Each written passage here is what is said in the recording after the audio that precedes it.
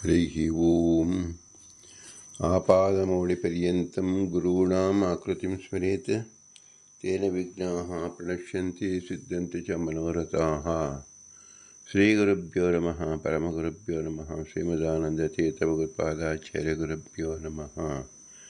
ಮನ್ಮನೋಭೀಷ್ಟವರದಂ ಸರ್ವಾಭೀಷ್ಟಫಲಪ್ರದಂ ಪುರಂದರಗುರುಂ ವಂದೇ ದಾಸಶ್ರೇಷ್ಠಂ ದಯಾನಿಧಿಂ ವಿದ್ಯಾವಿನಯಸಂಪನ್ನಾನ್ ಶಾಂತಾದಿಗುಣಬ್ರಹ್ಮಿತಾನ್ ಸಶಾಸ್ತ್ರಪ್ರವಚನಾಸಕ್ತಾನ್ ಯರಮಿಲಾರ್ಯಾನ್ ಗುರುನ್ ಭಜೆ. ಪೃಥ್ವೀಮಂಡಲಮಧ್ಯಸ್ಯಾಃ ಪೂರ್ಣಬೋಧಮತಾನುಗಾಃ ವೈಷ್ಣವಾಃ ವಿಷ್ಣುಹೃದಯಾಃ ತಾನಮಸ್ಸೇ ಗುರುಮಮ. ಹರಿಃ ಓಂ. ಶ್ರೀಶಾಪಾಹಿ ಅನಂತಕೋಟಿ ಬ್ರಹ್ಮಾಂಡ ನಾಯಕ ಎಂಬುದು ಶ್ರೀ ಪುರಂದರದಾಸರು ರಚಿಸಿದ ಭವ್ಯಗ್ರಂಥ. ಶಾಸ್ತ್ರ ಪ್ರಮೇಯಗಳು 180 ಗದ್ಯಗಳು. ನಾವು 82ನೇ ಗದ್ಯದಿಂದ 92ನೇ ಗದ್ಯವನ್ನು ನೋಡುತ್ತಿದ್ದೆವು.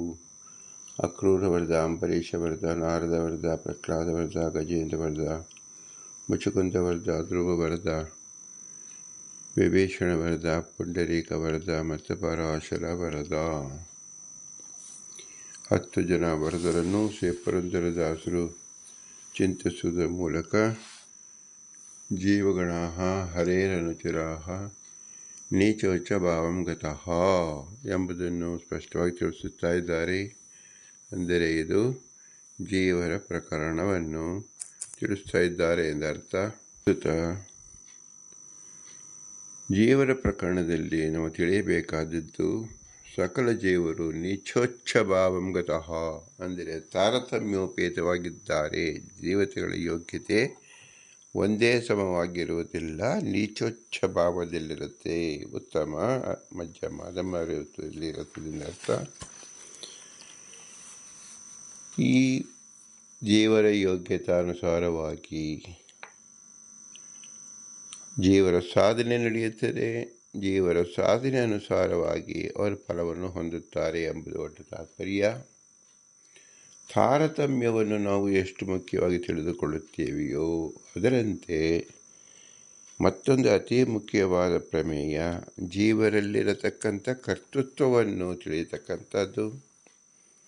ಜೀವರ ಕರ್ತೃತ್ವ, ಜಡದಲ್ಲಿ ಕರ್ತೃತ್ವವಿಲ್ಲ. ಭಗವಂತ ಪ್ರಭುವಾದ್ದರಿಂದ ಅವನು ಸರ್ವಕರ್ತನಾದರೂ ಯಾವ ಬಂಧಕವಿಲ್ಲ. ಬಂಧಕವಿರುವುದು ಕೇವಲ ಜೀವರಿಗೆ. ಅದಕ್ಕಾಮಿತ ಸರ್ವೇ ಜೀವ ಏವತು ದುಃಖಿನಃ ತೇಷಾಂ ದುಃಖ ಪ್ರಹರಣಾರ್ಥಂ ಶ್ರುತಿರೇಷಾ ಪ್ರವರ್ತತೆ ಎಂಬುದು ಶ್ರುತಿ ಆಧಾರವಿರೋದ್ರಿಂದ ಬಂಧಕ ರೂಪವಾಗಿರ್ತಕ್ಕಂಥದ್ದು ಕೇವಲ ಜೀವರಿಗೆ. ಬಂಧಕ ನಿವಾರಣೆಗೋಸ್ಕರವಾಗಿ ಜೀವನ ತನ್ನ ಕರ್ತೃತ್ವವನ್ನು, ಅದರ ಪ್ರಯತ್ನವನ್ನು ಮಾಡಲೇಬೇಕು. ಪ್ರಯತ್ನಮೇಕಮಗ್ರತಃ ಎಂದು ಶ್ರೀ ಭೀಮಸೇನ ದೇವರು ಮಾಡಿ ತೋರಿಸಿದ್ದಾರೆ. ಸಕಲರೂ ಸಾಧನೆ ಮಾಡಿಕೊಳ್ಳಬೇಕು ಅಂದರೆ ಅವರ ಪ್ರಯತ್ನವನ್ನು 100ಕ್ಕೆ 100 ಅಂದರೆ ಶತಾಂಶ ರೂಪವಾಗಿ ಬಳಸಿಕೊಂಡಾಗ ಮಾತ್ರ ಭಗವಂತನ ಪ್ರಸಾದವಾಗುತ್ತದೆ ಎಂಬ ಇಂಗಿತವನ್ನು ನಾವು ತಿಳಿಯಬೇಕು. ಇದಕ್ಕಾಗಿ ಶ್ರೀ ಮಹಾಲಕ್ಷ್ಮೀ ದೇವಿಯರು ಸಕಲ ಜೀವರನ್ನು ಬಂಧಿಸಿದ್ದಾಳೆ. ಯಾಕೆ ಬಂಧಿಸಿದ್ದಾಳೆ ಅಂದರೆ ಅವರ ಯೋಗ್ಯತಾನುಸಾರವಾಗಿ ಆಯಾ ಜೀವರು ಸಾಧನೆ ಮಾಡಿಕೊಳ್ಳಬೇಕು, ಪ್ರಯತ್ನವನ್ನು ಮಾಡಬೇಕು. ಅದಕ್ಕೋಸ್ಕರ ಕರ್ತೃತ್ವ ಶಕ್ತಿ ಇದೆ, ಅದನ್ನು ಬಳಸಿಕೊಳ್ಳಲಿ ಎಂದು ಎಲ್ಲ ಜೀವರನ್ನು ಸಹ ಅವಿದ್ಯಾರೂಪಕವಾದ ಅವಿದ್ಯಾ ಪ್ರಕೃತಿಗೆ ಅಭಿಮಾನಿಯಾದ ಶ್ರೀ ಮಹಾಲಕ್ಷ್ಮೀ ದೇವಿ 2 ರೂಪವಾದ ಬಂಧಕವನ್ನು ವಿಧಿಸಿದ್ದಾಳೆ ಸಕಲ ಜೀವರಿಗೆ. ಅದೇ ಜೀವಾಚ್ಛಾದಿಕ ಮತ್ತು ಪರಮಾಚ್ಛಾದಿಕ ಎಂಬುದು.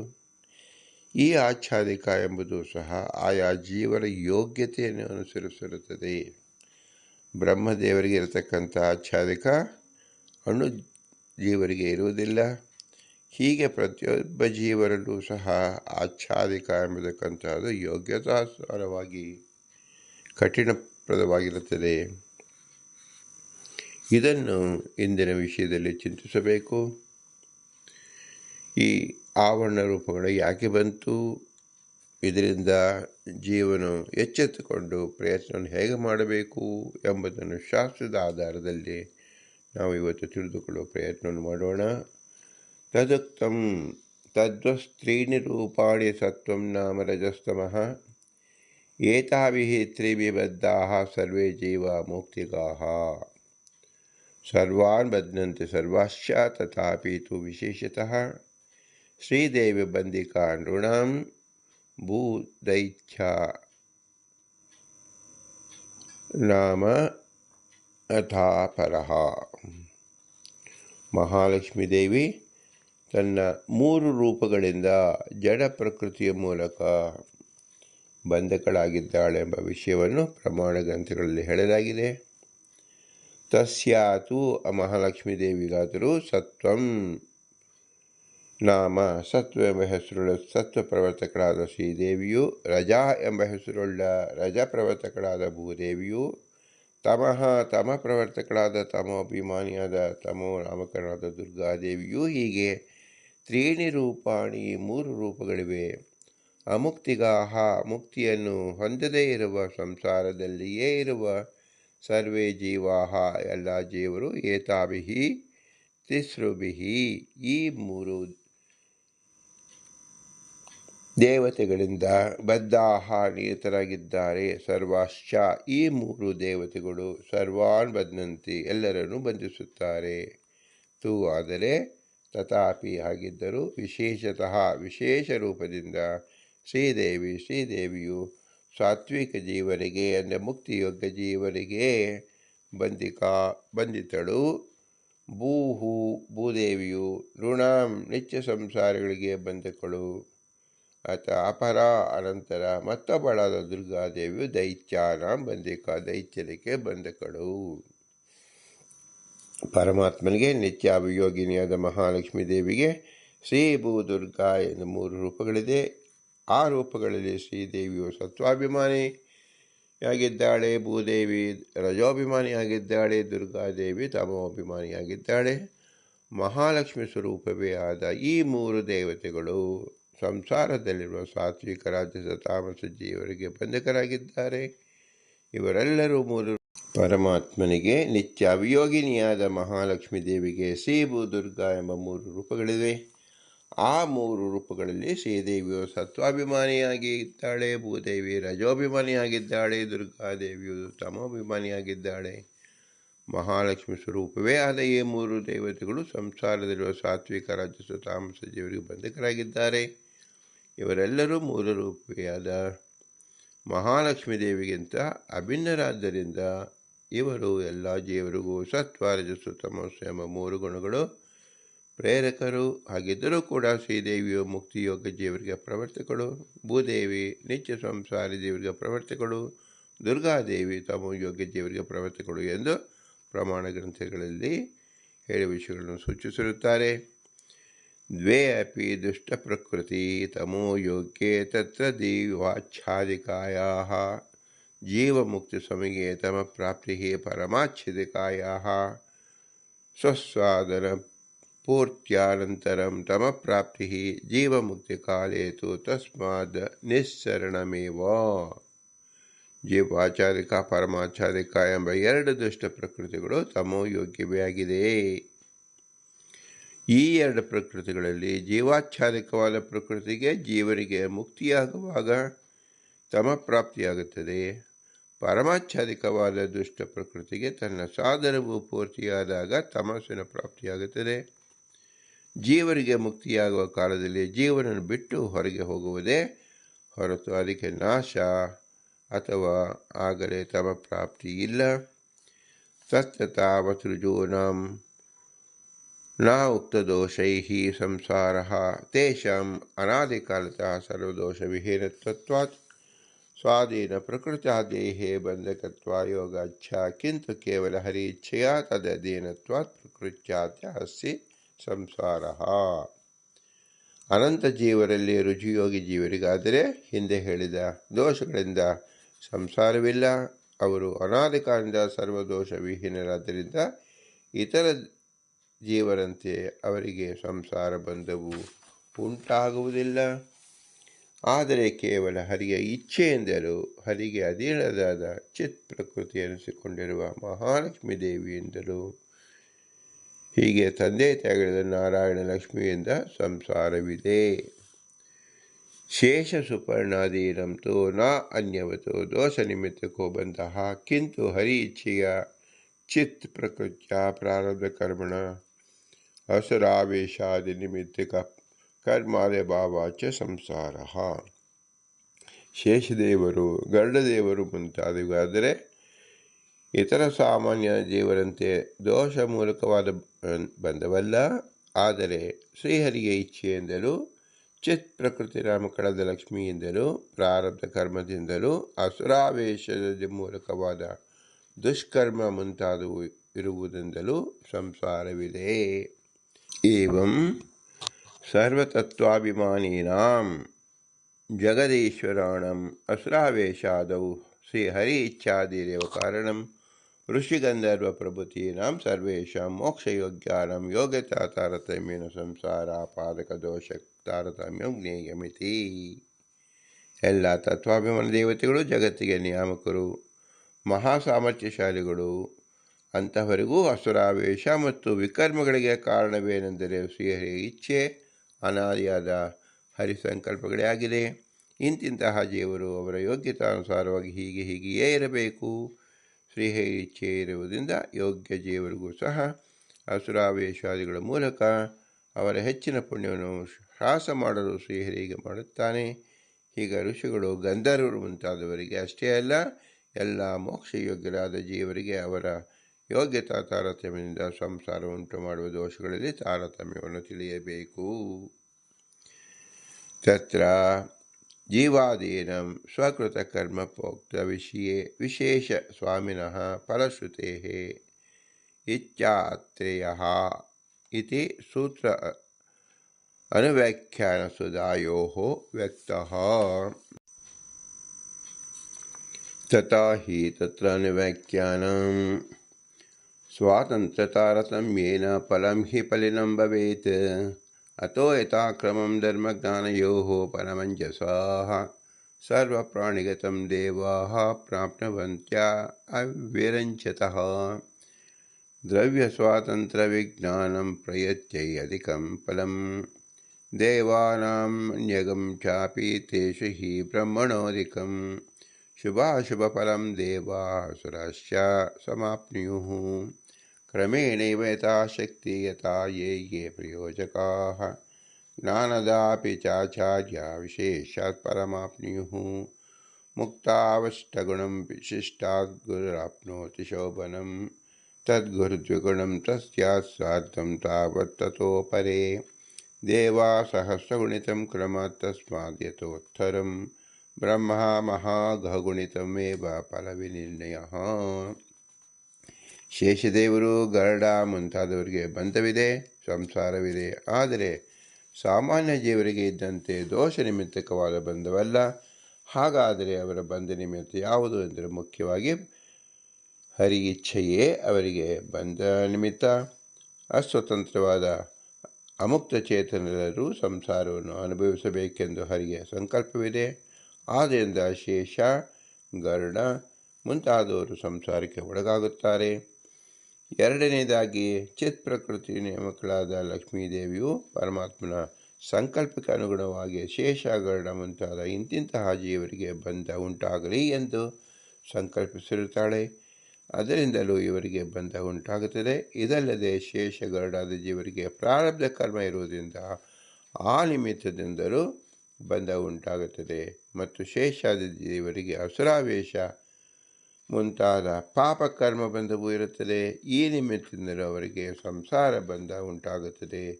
ಮಹಾಮಹಾತ್ಮರು, ತತ್ವಾಭಿಮಾನಿಗಳು, ಜಗತ್ತಿಗೆ ನಿಯಾಮಕನು ಆದ ಈ ಶೇಷ, ಗರುಡಾದಿ ಜೀವರಿಗೆ ಅಸುರಾವೇಶ ಉಂಟಾಗಲು ಕಾರಣ ಏನು ಅಂದರೆ ಎಂಬ ಪ್ರಶ್ನೆಗೆ ಶ್ರೀಹರಿ ಇಚ್ಛೆಯೇ ಕಾರಣವೆಂದು ಉತ್ತರ.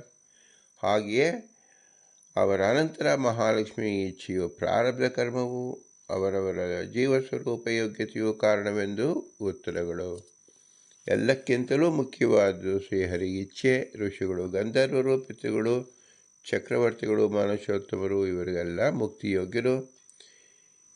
ಇವರಲ್ಲೆಲ್ಲ ತಾರತಮ್ಯವಿದೆ. ಅವರ ಸ್ವರೂಪ ಯೋಗ್ಯತೆಯ ತಾರತಮ್ಯದಿಂದ ಅವರಿಗೆ ಸಂಸಾರ ಬಂಧವನ್ನು ಉಂಟು ಮಾಡುವ ದೋಷಗಳು ಹೆಚ್ಚು ಕಡಿಮೆಯಾಗಿರುತ್ತದೆ. ಆ ದೋಷಗಳಲ್ಲಿ ತಾರತಮ್ಯವಿದೆ. ಅಂದರೆ ಉತ್ತರ ಜೀವರಿಗೆ ಸಂಸಾರ ಪ್ರಾಪಕವಾದ ದೋಷಗಳು ಕಡಿಮೆಯಾಗಿರುತ್ತದೆ. ಕೆಳಗೆ ಬಂದಂತೆ ಸಂಸಾರ ಪ್ರಾಪಕವಾದ ದೋಷಗಳು ಹೆಚ್ಚಾಗಿರುತ್ತದೆ. ಜೀವನ ತಾರತಮ್ಯವನ್ನು ಅನುಸರಿಸಿ ದೋಷಗಳಲ್ಲಿಯೂ ಇರುವ ತಾರತಮ್ಯವು ಅತಿ ಸ್ಥೂಲವಾಗಿ ಮಾತ್ರವೇ ಸಾಮಾನ್ಯ ಜೀವರಿಗೆ ತಿಳಿದುಬರುತ್ತದೆ. ಸೂಕ್ಷ್ಮವಾದ ದೋಷ ತಾರತಮ್ಯವು ಸಾಧನ ಮಾಡಿಸತಕ್ಕಂತಹ ತತ್ವಾಭಿಮಾನ ದೇವತೆಗಳಿಗೆ ಇರುತ್ತದೆ ಮತ್ತು ಕೆಲವು ವಿಶೇಷಗಳು ತಾರತಮ್ಯದಲ್ಲಿರುತ್ತದೆ. ಇವು ಮತ್ತು ಮೇಲಿನ ಈ ಸಾಧಕ ಜೀವರು ಇದು ಎಂದು ತಿಳಿದುಬರುತ್ತದೆ. ಅನಂತ ಜೀವರ ಎಲ್ಲ ವಿಧವಾದ ಸಂಸಾರ ಆಪಾದಕ ದೋಷಗಳ ಅತಿ ಸೂಕ್ಷ್ಮವಾದ ಎಲ್ಲ ವಿಧವಾದ ವಿಶೇಷವನ್ನು ತಾರತಮ್ಯವನ್ನು ಬಲ್ಲವನು ಸರ್ವಜ್ಞ ಶಿಖಾಮಣಿಯಾದ ಶ್ರೀಹರಿಯ ಒಬ್ಬನೇ. ಜೀವರು ತಾವು ಮಾಡಿರುವ ಕರ್ಮಗಳ ಫಲವನ್ನು ಅನುಭವಿಸುವ ವಿಷಯದಲ್ಲಿ ವಿಶೇಷ ವಿಷಯವನ್ನು ಸ್ವಾಮಿನಃ ಫಲಶ್ರುತೇ ಇಚ್ಛಾತ್ರೇಯ ಎಂಬ ಸೂತ್ರದ ವ್ಯಾಖ್ಯಾನ ಸುಧಾದಲ್ಲಿ ಸ್ಪಷ್ಟವಾಗಿ ತಿಳಿದಿದ್ದಾರೆ. ಮೊದಲು ಸ್ವಾಮಿನಃ ಇತ್ಯಾದಿ ಸೂತ್ರಾರ್ಥವನ್ನು ಇಲ್ಲಿ ತಿಳಿಸಲಾಗುತ್ತೆ. ಓಂ ಸ್ವಾಮಿನಃ ಫಲಶ್ರುತೇ ಇಚ್ಛಾತ್ರೇಯ ಓಂ. ಇದು ಬ್ರಹ್ಮಮೀಮಾಂಸಾ ಶಾಸ್ತ್ರ 3ನೇ ಅಧ್ಯಾಯದ 4ನೇ ಪಾದ 7ನೇ ಅಧಿಕರಣದಲ್ಲಿ ಮೊದಲನೇ ಸೂತ್ರ, 4ನೇ ಪಾದ ಸೂತ್ರ ಸಂಖ್ಯಾಕ್ರಮದಲ್ಲಿ 44ನೇ ಸೂತ್ರ. ಸಮುದಾಯ ವಿಪಕ್ಷೀಯ ಸ್ವಾಮಿನಃ ಇಚೇಕವಚನ ಸ್ವಾಮಿನಃ ಫಲಕಾರ್ಯವುಳ್ಳ ಎಂದು ಫಲಕಾರ್ಯ ಸಮುದಾಯ, ವಿಪಕ್ಷೆಯಿಂದ ಸ್ವಾಮಿನಃ ಎಂದು ಏಕವಚನ, ಜನಃ ಅದ ಜನ ಸಮುದಾಯವು ಎಂಬಂತೆ. ತಥಾಚ ಸ್ವಾಮಿನಃ ದೇವನಾಮೇವ ಜ್ಞಾನಫಲಂ ಭವತಿ ನ ಪ್ರಜಾನಾಂ. ಆದ್ದರಿಂದ ಸೂತ್ರಾರ್ಥವು ಹೀಗೆ ಆಗುತ್ತದೆ. ಸ್ವಾಮೀನಾಂ ಅಂದರೆ ಮುಖ್ಯ ಫಲಾಧಿಕಾರಿಗಳಾದ ದೇವತೆಗಳಿಗೆ ಜ್ಞಾನಫಲವು ಮುಖ್ಯವಾಗಿ ಆಗುತ್ತದೆ. ಪ್ರಜೆಗಳಿಗೆ ಅದರ ಮೋಕ್ಷಯೋಗ್ಯವಾದ ಸಾಧನ ಅನುಷ್ಠಾನ ಮಾಡುವ ಸಾತ್ವಿಕ ಜೀವರಿಗೆ ಮುಖ್ಯ ಫಲವು ಸಿಗುವುದಿಲ್ಲ.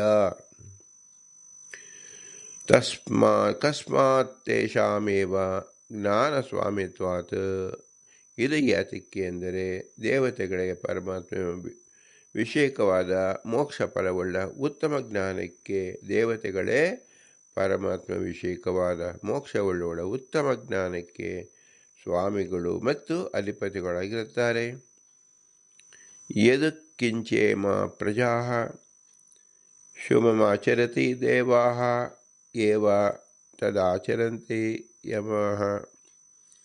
ಕಿಂಚ ಇಮಾಃ ಪ್ರಜಾಃ ವಿಜಾನತೆ ದೇವಾಃ ಏವ ತದ್ವಿಜಾನತೆ.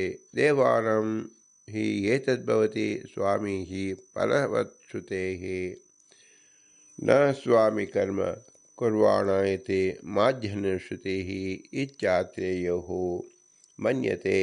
ಲೋಕದಲ್ಲಿರುವ ಈ ಚೇತನರು ಯಾವ ಶುಭ ಕರ್ಮಗಳನ್ನು ಮಾಡುತ್ತಾರೋ ದೇವತೆಗಳೇ ಆ ಶುಭ ಕರ್ಮಗಳನ್ನು ಆಚರಿಸುತ್ತಾರೆ. ಅವರೇ ಪ್ರೇರಕರು, ಅವರೇ ಫಲಭಾಗಿಗಳು.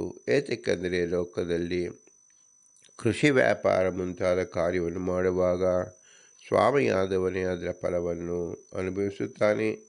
ಕೆಲಸ ಮಾಡುತ್ತಿದ್ದರೂ ಸ್ವಾಮಿ ಅಲ್ಲದವನು ಅಂದರೆ ಸೇವಕನು ಕೃಷ್ಯಾದ ಫಲವನ್ನು ಹೊಂದುವುದಿಲ್ಲ. ಆದ್ದರಿಂದ ದೇವತೆಗಳಿಗೆ ಪ್ರಜೆಗಳು ಮಾಡಿದ ಶುಭ ಕರ್ಮ ಫಲವು ಪ್ರಾಪ್ತವಾಗುತ್ತದೆ. ಪ್ರಜೆಗಳು ಸಂಪಾದಿಸಿದ ಜ್ಞಾನ ಫಲವು ದೇವತೆಗಳಿಗೆ ಮಾತ್ರವೇ ಉಂಟಾಗುತ್ತದೆ. ದೇವತೆಗಳು ಮನುಷ್ಯರ ಜ್ಞಾನ ಕರ್ಮಗಳಿಗೆ ನಿಯಾಮಕರಾದ್ದರಿಂದ ಪ್ರಜೆಗಳ ಜ್ಞಾನ ಕರ್ಮಗಳ ದೇವತೆಗಳ ಜ್ಞಾನ ಕರ್ಮಗಳೇ ಆಗಿರುವುದರಿಂದ ಆ ಫಲವು ದೇವತೆಗಳಿಗೆ ಬರುತ್ತದೆ ಎಂದು ಸೂತ್ರಾರ್ಥ. ಇಲ್ಲಿ ಒಟ್ಟು ತಾತ್ಪರ್ಯ ಹೀಗಿದೆ. ಬ್ರಹ್ಮವಿದಾಪ್ನೋತಿ ಪರಂ ಎಂಬ ಶ್ರುತಿಯಲ್ಲಿ ಹೇಳಿರುವ ಜ್ಞಾನಫಲ ರೂಪವಾದ ಪರಬ್ರಹ್ಮ ಪ್ರಾಪ್ತಿಯು ಇಂದ್ರಿಯ ನಿಯಾಮಕನಾದ್ದರಿಂದ ಜ್ಞಾನ ಸ್ವಾಮಿಗಳಾಗಿರುವ ದೇವತೆಗಳಿಗೆ ಮುಖ್ಯವಾಗಿ ಸಂಬಂಧಿಸುತ್ತಿರುತ್ತದೆ. ಯದಕ್ಕಿಂಚ ಇಮಾ ಪ್ರಜಾ ಸ್ವಾಮಿ ಫಲಮಶ್ರುತೆ ಎಂಬ ಶ್ರುತಿ ಇರುವುದರಿಂದ ಈ ವಿಷಯವು ಹೀಗೆ ಸರಿ ಎಂದು ಆತ್ರೇಯರು ತಿಳಿಯುತ್ತಾರೆ ಎಂದು ಸೂತ್ರಾರ್ಥ. ಈ ಸೂತ್ರದ ಸ್ವಾಮಿನಃ ಎಂಬಲ್ಲಿ ದೇವಾನಾಂ ಎಂದು ಹೇಳಬೇಕಾಗಿತ್ತು. ಆದರೂ ಸ್ವಾಮಿನಃ ಎಂದು ಏಕವಚನ ಹೇಳಿ ದೇವ ಶಬ್ದವನ್ನು ಹೇಳಿದಿರಲು ಕಾರಣ ಏನೆಂದರೆ, ದೇವತೆಗಳು ಪ್ರಜೆಗಳ ಇಂದ್ರಿಯ ನಿಯಾಮಕರಾಗಿದ್ದು ನಮ್ಮ ಮೇಲೆ ಸ್ವಾಮಿತ್ವವನ್ನು ಹೊಂದಿರುತ್ತಾರೆ ಎಂದು ತಿಳಿಸಲು ಈ ಪದವನ್ನು ಪ್ರಯೋಗ ಮಾಡಿರುತ್ತಾರೆ. ಈ ಸುಧಾ ವ್ಯಾಖ್ಯಾನ ಸುಧಾದಲ್ಲಿ ಜೀವರಿಗೆ ತಾವು ಮಾಡಿದ ಕರ್ಮಗಳ ಫಲಭೋಕ್ತೃತ್ವ ವಿಷಯದಲ್ಲಿ ವಿಶೇಷವು ವ್ಯಕ್ತವಾಗಿದೆ. ಅನುವ್ಯಾಖ್ಯಾನದಲ್ಲಿರ್ತಕ್ಕಂಥ ಶ್ಲೋಕ: ಸ್ವಾತಂತ್ರ್ಯ ತಾರತಮ್ಯೇನ ಫಲಂ ಹಿ ಫಲಿನಂ ಭವೇತ್ ಅಥೋ ಯಥಾಕ್ರಮಂ ಧರ್ಮಜ್ಞಾನಯೋಃ ಫಲಮಂಜಸಾ ಸರ್ವಪ್ರಾಣಿಗತಂ ದೇವಾ ಪ್ರಾಪ್ನುವಂತ್ಯಾ ವಿರಂಚಿತಃ ದ್ರವ್ಯಸ್ವಾತಂತ್ರ್ಯವಿಜ್ಞಾನಪ್ರಯತ್ನಾದಿಕಂ ಫಲಂ ದೇವತಾನಂ ಮೃಗಂ ಚಾಪಿ ತೇಷು ಹಿ ಬ್ರಹ್ಮಣೋದಿಕಂ ಶುಭಾಶುಭಫಲಂ ದೇವಾಸುರಾಶ್ಯ ಸಮಾಪ್ನುಯುಃ ಕ್ರಮೇಣೈವ ಯಥಾಶಕ್ತಿ ಯಥಾ ಯೇ ಪ್ರಯೋಜಕಾ. ಅನುವ್ಯಾಖ್ಯಾನ ಫಲಶ್ರುತಿ ಅಧಿಕರಣ ಅಧ್ಯಾಯ 3 ಪಾದ 4 ಅಧಿಕರಣ 7 ಸೂತ್ರ 44. ಜ್ಞಾನದಾಪಿ ಚಾಚಾರ್ಯ ವಿಶೇಷಾತ್ ಫಲಮಾಪ್ನುಯಾಃ ಮುಕ್ತಂ ಅಷ್ಟಗುಣಂ ಶಿಷ್ಟಾ ಗುರುರಾಪ್ನೋತಿ ಶೋಭನಂ ತದ್ಗುರು ದ್ವಿಗುಣಂ ತಸ್ಮಾತ್ ಸಾರ್ಧಂ ತಾವತ್ ತತೋ ಪರೇ ದೇವಾಃ ಸಹಸ್ರಗುಣಿತಂ ಕ್ರಮಾತ್ ತಸ್ಮಾತ್ ಯಥೋತ್ತರಂ ಬ್ರಹ್ಮ ಮಹೋಗಗುಣಿತಂ ಏವಂ ಫಲವಿನಿರ್ಣಯಃ. ಅನುವ್ಯಾಖ್ಯಾನದ ಶಬ್ದ: ಫಲಿನಾಂ ಫಲಭಾಜಃ ಸ್ವಾತಂತ್ರ್ಯ ತಾರತಮ್ಯೇನ ಸಾಮ್ಯ ತಾರತಮ್ಯಾನುಸಾರೇಣೈವ ಹಿ ಫಲೇನ ಭಾವ್ಯಂ ನತು ಸಾಮ್ಯೇನ ವೈಪರೀತ್ಯೇನ ವಾ ಇತ್ಯರ್ಥಃ. ಫಲಭಾಗ್ಯಗಳಿಗೆ ತಮ್ಮ ಯಜಮಾನತ್ವ ತಾರತಮ್ಯಾನುಸಾರವಾಗಿಯೇ ಫಲವು ಸಿಗಬೇಕಾದ ಅತ್ಯವಶ್ಯಕ. ಯಜಮಾನತ್ವದಲ್ಲಿ ವೈಷಮ್ಯವಿದ್ದರೂ ಎಲ್ಲರಿಗೂ ಸಾಮ್ಯ ರೂಪದಿಂದಲೇ ಫಲ ಅಥವಾ ವೈಪರೀತ್ಯದಿಂದ ಫಲಪ್ರಾಪ್ತಿಯಾಗುವುದು, ಇವೆರಡರಲ್ಲಿ ಯಾವುದು ಎಂದಿಗೂ ಯುಕ್ತವಲ್ಲ. ಬ್ರಹ್ಮಾದಯಃ ತಾರತಮ್ಯೇನೈವ ಫಲವಂತಃ ತತ್ರ ತಾರತಮ್ಯೇನೈವ ಸ್ವಾತಂತ್ರ್ಯಾತ್ ಇತ್ಯುಕ್ತಂ ಭವತಿ. ಕರ್ಮಜ್ಞಾನಗಳಲ್ಲಿ ತಾರತಮ್ಯದಿಂದಲೇ ಸ್ವಾತಂತ್ರ್ಯ ಇರುವುದರಿಂದ ಬ್ರಹ್ಮಾದಿಗಳು ತಾರತಮ್ಯದಿಂದಲೇ ಫಲವುಳ್ಳವರಾಗುತ್ತಾರೆ ಎಂದು ಈ ವಾಕ್ಯದಿಂದ ಹೇಳಿದಂತಾಯಿತು. ದೇವದತ್ತೇನ ಅನುಷ್ಠಿತಸ್ಯ ಜ್ಞಾನಾದೇಹ ಫಲಂ ದೇವಾನಾಂ ಭವತಿ ಇತ್ಯೇಕಾ ಪ್ರತಿಜ್ಞಾ. ದೇವದತ್ತ ಎಂಬ ಜ್ಞಾನಾಧಿಕಾರಿಯು ಅನುಷ್ಠಿಸಿದ ಜ್ಞಾನಾದಿಗಳ ಫಲ ದೇವತೆಗಳಿಗೆ ಬರುತ್ತದೆ ಎಂಬುದು ಒಂದು ಪ್ರತಿಜ್ಞೆ. ಅನೇನ ಪ್ರಥಮ ಪ್ರತಿಜ್ಞಾಯಾಂ ಸ್ವಾತಂತ್ರ್ಯ ಹೇತು ಸೂಚಿತೋ ಭವತಿ ಯಹ ಸೂತ್ರೇ ಸ್ವಾಮಿಪದೇನ ಉಕ್ತಃ. ಇದರಿಂದ ಮೊದಲನೇ ಪ್ರತಿಜ್ಞೆಗೆ ಸ್ವಾತಂತ್ರ್ಯವೇ ಹೇತುವು ಎಂದು ಸೂಚಿತವಾಯಿತು. ತಾರತಮ್ಯದಿಂದ ಹೆಚ್ಚು ಸ್ವಾತಂತ್ರ್ಯ ಇರುವುದು ಪ್ರಜೆಗಳು ಮಾಡಿದ ಜ್ಞಾನಾದಿಗಳ ಫಲವು ದೇವತೆಗಳಿಗೆ ಉಂಟಾಗುತ್ತದೆ ಎಂದು ತಾತ್ಪರ್ಯ. ಇಲ್ಲಿ ಸ್ವಾತಂತ್ರ್ಯ ಎಂದರೆ ಪ್ರೇರಕತ್ವ ಎಂದು ತಿಳಿಯಬೇಕು. ಈ ಸ್ವಾತಂತ್ರ್ಯ ಪ್ರೇರಕತ್ವ ಎಂಬ ಹೇತು ಸೂತ್ರದಲ್ಲಿರುವ ಸ್ವಾಮಿಪದದಿಂದ ಸೂಚಿತವಾಗುತ್ತದೆ. ಭವಶ್ಚ ತತ್ಕ್ರಮೇಣೇವ ತಾರತಮ್ಯಾಸುರಾಣಿಶ್ಚೈವ ನತು ಸಾಮ್ಯೇನ ವೈಪರೀತ್ಯೇನ ವಾ ಇತಿ ದ್ವಿತೀಯ. ದೇವದತ್ತ ಮೊದಲಾದವರು ಅನುಷ್ಠಿಸಿದ ಕರ್ಮಾದಿಗಳ ಫಲವು ಸ್ವಾಮಿಗಳಾದ ದೇವತೆಗಳು ಉಂಟಾಗುತ್ತದೆ. ಹಾಗೆ ಉಂಟಾಗುವ ಜ್ಞಾನ ಕರ್ಮಾದಿ ಫಲವು ತಾರತಮ್ಯಾನುಸಾರವಾಗಿ ಉಂಟಾಗುತ್ತದೆ. ಸಾಮ್ಯದಿಂದ ಆಗಲಿ ಅಥವಾ ಹೆಚ್ಚು ಕಡಿಮೆ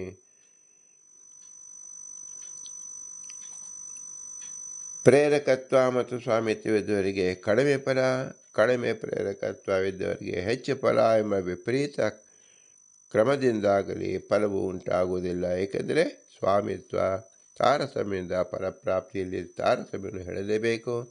ಸೂತ್ರದಲ್ಲಿ ಇದನ್ನು ಕಂಠತಃ ಹೇಳದಿದ್ದರೂ ಫಲಪ್ರಾಪ್ತಿಗೆ ಹೇತುವಾದ ಸ್ವಾಮಿತ್ವ ವಾಸ್ತವಿಕವಾದ ತಾರತಮ್ಯವುಳ್ಳ ಫಲತಾರತಮ್ಯವಿಲ್ಲದೆ ಕೂಡುವುದಿಲ್ಲ. ಏಕೆಂದರೆ ಜೀವನ ಮಾಡಿದ ಕರ್ಮಾದಿಗಳ ಫಲವು ದೇವತೆಗಳಿಗೆ ಬರುವುದಕ್ಕೆ ಆ ಕಾರಣವೂ ಅವರ ಸ್ವಾತಂತ್ರ್ಯ ತಾರತಮ್ಯವೇ, ಪ್ರೇರಕತ್ವ ತಾರತಮ್ಯವೇ ಆಗಿದೆ. ಅದಕ್ಕನುಸಾರವಾಗಿಯೇ ಫಲವು ತಾರತಮ್ಯಾನುಸಾರವಾಗಿಯೇ ಉಂಟಾಗಬೇಕಾಗಿದೆ. ದೇವದತ್ತರು ಅನುಷ್ಠಿಸಿದ ಜ್ಞಾನ ಕರ್ಮಾದಿಗಳ ಫಲವನ್ನು ದೇವತೆಗಳು ತಾರತಮ್ಯ ಹೊಂದುತ್ತಾರೆ ಎಂಬ ಪ್ರಮೇಯ ಸೂತ್ರ ಸೂಚಿತವಲ್ಲ. ಆದರೂ ಪ್ರೇರಕತ್ವ, ಸ್ವಾತಂತ್ರ್ಯ, ಸ್ವಾಮಿತ್ವ ಎಂಬ ಶಬ್ದಗಳಿಂದ ಹೇಳಲ್ಪಡುವ ಪ್ರಮೇಯವು ದೇವಾದಿಗಳಲ್ಲಿ ತಾರತಮ್ಯದಿಂದಲೇ ಇರುವುದರಿಂದ ತಾರತಮ್ಯದಿಂದಲೇ ಫಲಪ್ರಾಪ್ತಿ ಆಗುತ್ತದೆ ಎಂಬ ವಿಷಯ ಅರ್ಥಾಪತ್ತಿಯಿಂದ ಪ್ರಾಪ್ತವಾಗುತ್ತದೆ. ಅತಃ ತನಗಿಂತ ಕೆಳಗಿರುವುದನ್ನು ಪ್ರೇರಿಸಿ ಅವರಿಂದ ಪುಣ್ಯಕರ್ಮಗಳ ಅನುಷ್ಠಾನ, ಶುಭಕರವಾದ ಜ್ಞಾನ ಸಂಪಾದನೆಗಳನ್ನು ಮಾಡಿಸಿರಿ ಎಂದು ಹರಿಯ ಆಜ್ಞೆಯನ್ನು ಅನುಷ್ಠಾನ ಮಾಡಿದ್ದರಿಂದಲೂ ತಾವು ಮಾಡಿದ ಪರಪ್ರೇರಣೆಯಲ್ಲಿ ಇದು ಹರಿಪೂಜೆ ಎಂಬ ಅನುಸಂಧಾನ ಇರುವುದರಿಂದಲೂ ದೇವತೆಗಳಿಗೆ ತಾರತಮ್ಯಾನುಸಾರವಾಗಿ ಹೆಚ್ಚು ಪುಣ್ಯ ಪ್ರಾಪ್ತಿಯಾಗುತ್ತದೆ. ಆದ್ದರಿಂದ ದೇವತೆಗಳು ಪುಣ್ಯಕರ್ಮ ಮತ್ತು ಶ್ರೇಷ್ಠವಾದ ಜ್ಞಾನ ಇವುಗಳ ಫಲವನ್ನು ಹೊಂದುತ್ತಾರೆ. ಈ ಫಲಪ್ರಾಪ್ತಿಯಲ್ಲಿಯೂ ಬ್ರಹ್ಮದೇವರ ಪರ್ಯಂತವಾಗಿ ತಾರತಮ್ಯ ಇದ್ದೇ ಇರುತ್ತದೆ.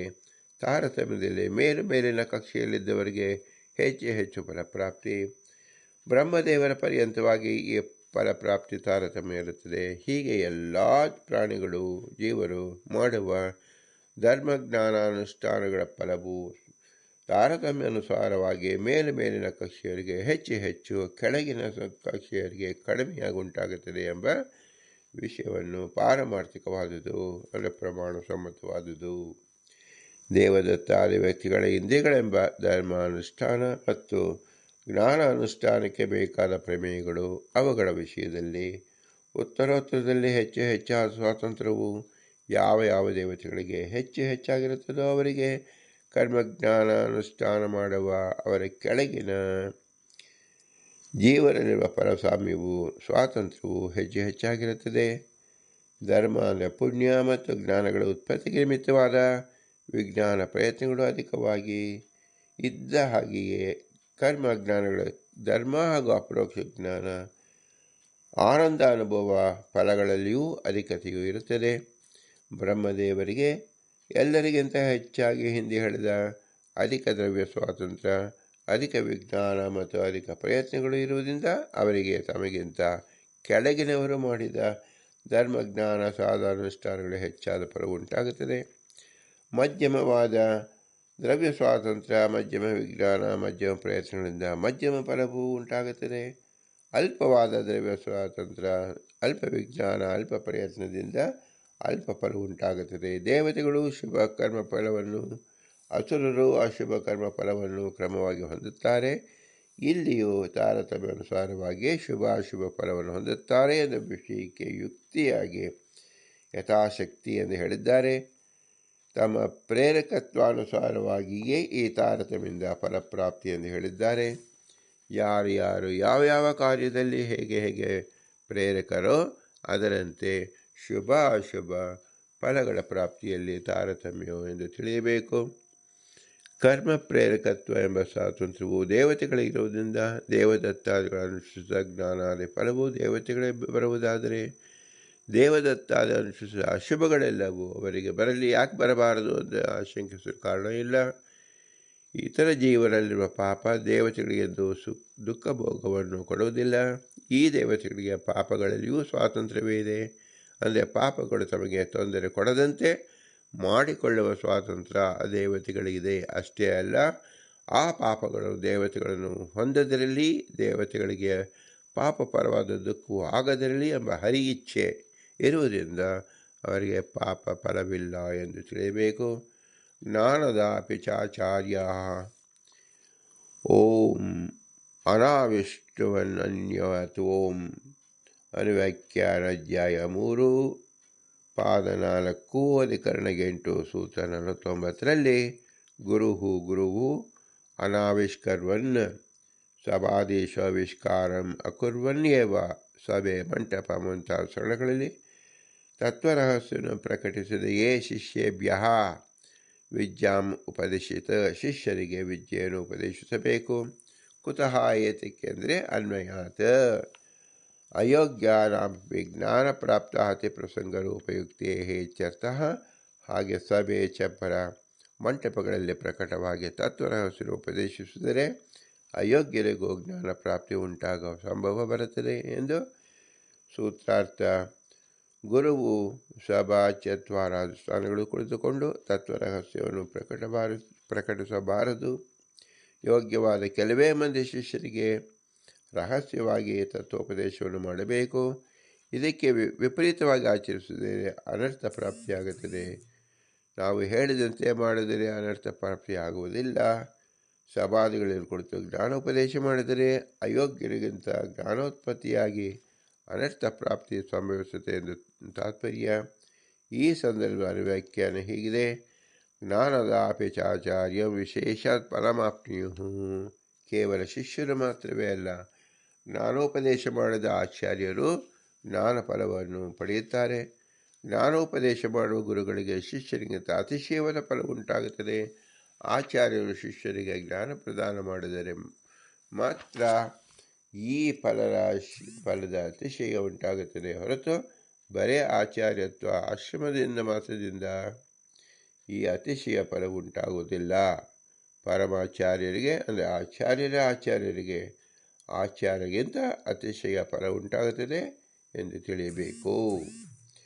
ಮುಕ್ತೌ ಅಷ್ಟಗುಣಂ ಶಿಷ್ಯಾದ್ ಗುರುರಾಪ್ನೋತಿ ಶೋಭನಂ ತದ್ಗುರು ಗುರುಣಾಂ ತಸ್ಮಾತ್ ಸಾರ್ಧಂ ತಾವತ್ ತಥೋ ಪರೇ. ಶಿಷ್ಯರಿಗೆ ತಾನು ಮಾಡಿದ ಶ್ರವಣದ ಫಲ ಮುಕ್ತಿಯಲ್ಲಿ ಎಷ್ಟು ಸಿಗುತ್ತದೆಯೋ, ಜ್ಞಾನದಾನ ಮಾಡಿದ ಕಾರಣದಿಂದ ಗುರುವು ಶಿಷ್ಯರಿಗಿಂತ 8 ಪಟ್ಟು ಫಲವನ್ನು ಮುಕ್ತಿಯಲ್ಲಿ ಪಡೆಯುತ್ತಾನೆ. ಶಿಷ್ಯ ಸಂತತಿಗೆ ಅಂದರೆ ಶಿಷ್ಯ ಪರಂಪರೆಗೆ ಕಾರಣನಾದ್ದರಿಂದ ಶಿಷ್ಯರಿಂದ ಗುರುವಿಗೆ ಹೆಚ್ಚು ಫಲವು ಉಂಟಾಗುವುದು ಸರಿ ಎಂದು ತಿಳಿಯಬೇಕು. ಈ ಕಾರಣದಿಂದಲೇ ಹಿಂದೆ ಜ್ಞಾನದಾನ ಮಾಡಿದ ಗುರುಗಳು ಶಿಷ್ಯರಿಗಿಂತ ಇಹದಲ್ಲಿಯೂ ಅತಿಶಯ ಫಲವನ್ನು ಪಡೆಯುತ್ತಾರೆ ಎಂದು ಹೇಳಿದೆ. ಶಿಷ್ಯ ಸಂತತಿಗೆ ಅತಿಶಯ ಕಾರಣವಾಗ ಪ್ರಯುಕ್ತವೇ ಆ ಗುರುವಿಗಿಂತ ಇಮಿಡಿಯಾಗಿ ಅಂದರೆ 16 ಪಟ್ಟು ಫಲವನ್ನು ಪಡೆಯುತ್ತಾನೆ. ಆ ಪರಮ ಗುರುವಿಗಿಂತ ಬೇರೆ ಗುರುಗಳು ತನ್ನ ಶಿಷ್ಯನ ಫಲಕ್ಕಿಂತ 1.5 ಪಟ್ಟು ಹೆಚ್ಚು ಫಲವನ್ನು ಪಡೆಯುತ್ತಾರೆ. ಹೀಗೆ ಉತ್ತರೋತ್ತರವಾಗಿ 1.5 ಪಾಲು ಹೆಚ್ಚಾಗಿ ದೇವತೆಗಳಿಗೆ ಜ್ಞಾನ ಉಂಟಾಗುವಂತೆ ಪ್ರವರ್ತಕರವಾದುದರಿಂದ 1000 ಪಾಲು ಹೆಚ್ಚಾಗಿ ದೇವತೆಗಳು ಫಲವನ್ನು ಪಡೆಯುತ್ತಾರೆ. ಬ್ರಹ್ಮದೇವರು ಮಹೋಘಃ ಎಂಬ ಸಂಖ್ಯೆಯಿಂದ ಗುಣಿತವಾದಷ್ಟು ಫಲವನ್ನು ಪಡೆಯುತ್ತಾರೆ. ಹೀಗೆ ಫಲ ವಿಷಯದಲ್ಲಿ ನಿಶ್ಚಯವು ಶಾಸ್ತ್ರೋಕ್ತವಾಗಿದೆ. ಇಲ್ಲಿ ಹೇಳಿರುವ ಸಹಸ್ರ ಮಹೋಘ ಶಬ್ದಗಳು ಉಪಲಕ್ಷಣವೆಂದು ತಿಳಿಯಬೇಕು, ಸೂಚಕ ಮಾತ್ರ ಎಂದು ತಿಳಿಯಬೇಕು. ದೇವತೆಗಳ ಫಲ ಮತ್ತು ಬ್ರಹ್ಮದೇವರ ಫಲಗಳಿಗೆ ಶ್ರವಣಾದ ಸಾಧ್ಯವಾದ ಕೆಳಗಿನ ಶಿಷ್ಯರಿಗೆ ಬರುವ ಮುಕ್ತಿಯಲ್ಲಿನ ಫಲಕ್ಕಿಂತ 1000 ಹೆಚ್ಚಾಗಿರುವಿಕೆ ಗುಣಿತವಾಗಿರುವಿಕೆ ಮಹೋಘವೆಂಬ ಸಂಖ್ಯೆಯಿಂದ ಗುಣಿತವಾಗಿರುವಿಕೆ ಎಂಬುದು ಇದೇ ಎಂಬ ಅಭಿಪ್ರಾಯ ಮಾತ್ರದಿಂದ ದೇವ ಫಲ ಮತ್ತು ಬ್ರಹ್ಮ ಫಲಕ್ಕೆ ಸಹಸ್ರ ಗುಣಿತತ್ವ ಮತ್ತು ಮಹೋಘ ಗುಣಿತತ್ವ ಹೇಳಿದ್ದಾರೆ. ದೇವತೆಗಳ ಫಲವು ಸಹಸ್ರ ಗುಣಿತವಾಗಿಯೇ ಇರುತ್ತದೆ ಎಂಬ ನಿಯಮ ಅಭಿಪ್ರಾಯದಿಂದಲ್ಲ. ಕೆಲವು ಸಲ ದೇವಫಲವು 1000ಕ್ಕಿಂತ ನ್ಯೂನ ಸಂಖ್ಯೆಯಿಂದಲೂ ಗುಣಿತವಾಗಬಹುದು, ಕೆಲವು ಬಾರಿ ಅಧಿಕ ಸಂಖ್ಯೆಯಿಂದಲೂ ಗುಣಿತವಾಗಬಹುದು. ಆದ್ದರಿಂದ ಸಹಸ್ರ ಗುಣಿತ ಮತ್ತು ಮಹಾಘ ಗುಣಿತ ಎಂಬ ನಿಯಮ ಕೊಡುವುದಿಲ್ಲ. ನಿಯಮವು ಯಾಕೆ ಕೊಡುವುದಿಲ್ಲ ಅಂದರೆ, ಶ್ರವಣಾದ ಸಾಧ್ಯವಾದ ಶಿಷ್ಯ ವಿಶೇಷ ಸಂಬಂಧಿಯಾದ ಮುಕ್ತಿಯು ಫಲಕ್ಕಿಂತ ದೇವತೆಗಳ ಫಲಕ್ಕೆ ಸಹಸ್ರ, ಬ್ರಹ್ಮ ಫಲಕ್ಕೆ ಮಹೋಘ ಗುಣಿತತ್ವವನ್ನು ಸಂಪಾದಿಸಿಕೊಳ್ಳುವ ಬ್ರಹ್ಮಜ್ಞಾನ ಪ್ರದರ್ಶಕರ ಪರಂಪರೆಯೊಂದು ಎಲ್ಲ ಗುಣಿತತ್ವವನ್ನು ಕಲ್ಪಿಸಿಕೊಡುವ ಮತ್ತು ಶಿಷ್ಯರಿಗೂ ಬ್ರಹ್ಮವನಿಗೂ ನಿಯತವಾಗಿದ್ದರೆ ಈ ಸಹಸ್ರ ಗುಣಿತ್ವ ಮಹೋಘ ಗುಣಿತ್ವ ಕೊಡಬಹುದಾಗಿತ್ತು. ಆದರೆ ಆ ರೀತಿಯ ಪ್ರವರ್ತಕ ಪರಂಪರೆ ನಿಯತವಾಗಿಲ್ಲ. ಆದರೆ ಯಾವುದು ಒಂದು ಪರಂಪರೆಯನ್ನು ಅವಲಂಬಿಸಿ ಸಹಸ್ರ ಗುಣಿತತ್ವ ಮತ್ತು ಮಹೋಘ ಗುಣಿತತ್ವಕ್ಕೆ ಸಂಪಾದಕರಾದ ಪರಂಪರೆ ಮಾತ್ರವೇ ಇದೆ. ಕೆಲವು ಕಡೆ ನ್ಯೂನ, ಕೆಲವು ಕಡೆ ಅಧಿಕವಾಗಿಯೂ ಇರುತ್ತದೆ.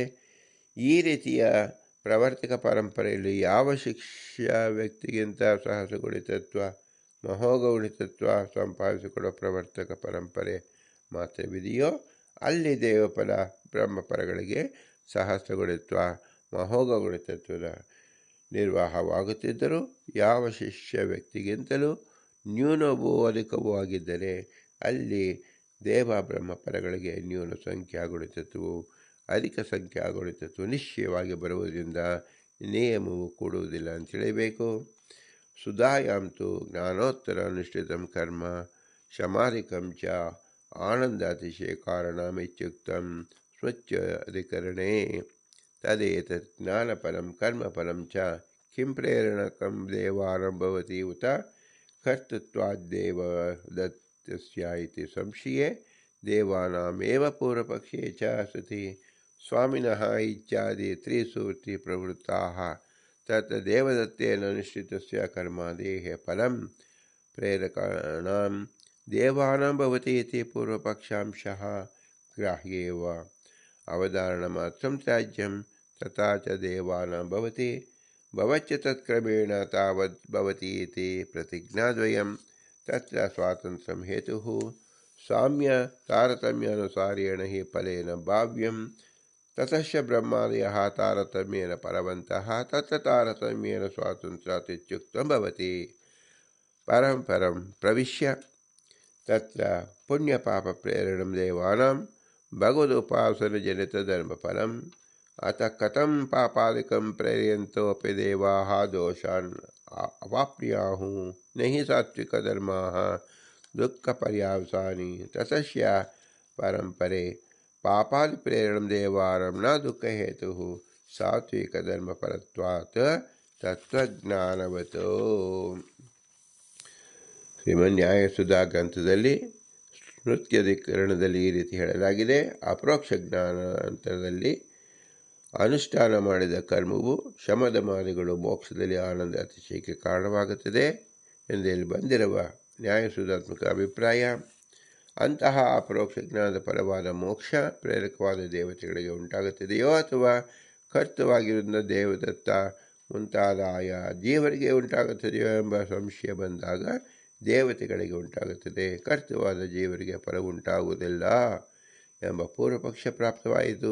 ಆಗ ಸಿದ್ಧಾಂತಿಯಾಗಿ ಓಂ ಸ್ವಾಮಿನಃ ಪರಶ್ರುತ ಇತ್ಯಾತ್ರೇಯ ಓಂ ಅತ್ಯುಜ್ಯೌ ಔಡಲೌಮಿಹಿ ತಸ್ಮೈ ಪ್ರಕ್ರಿಯತೆ ಓಂ ಸಹಕಾರ್ಯಾಂತರವಿಧಿ ಪಕ್ಷೇಣ ತೃತೀಯಂ ತದ್ವತೋ ವಿದ್ಯಾದಿವತೋ ಓಂ ಎಂಬ ಬ್ರಹ್ಮಸೂತ್ರ ತೃತೀಯಾಧ್ಯಾಯ 4ನೇ ಪಾದ 7ನೇ ಅಧಿಕರಣ ಸೂತ್ರ 44, 45, 46ರಲ್ಲಿ ಇಲ್ಲಿ ದೇವದತ್ತ ಎಂಬ ಜೀವನು ಅನುಷ್ಠಾನ ಮಾಡಿದ ಧರ್ಮಾದಿಗಳ ಫಲವು ಪ್ರೇರಕರ ದೇವತೆಗಳಿಗೆ ಬರುತ್ತದೆ ಎಂಬ ಪೂರ್ವಪಕ್ಷಾಂಶವಾದರೂ ಸಿದ್ಧಾಂತಿಗಳಿಗೂ ಗ್ರಾಹ್ಯವಾಗಿದೆ. ಜೀವರು ಮಾಡಿದ ಧರ್ಮಾದಿಗಳ ಫಲಾಂಶ ಜೀವರಿಗೆ ಸಲ್ಲುತ್ತದೆ.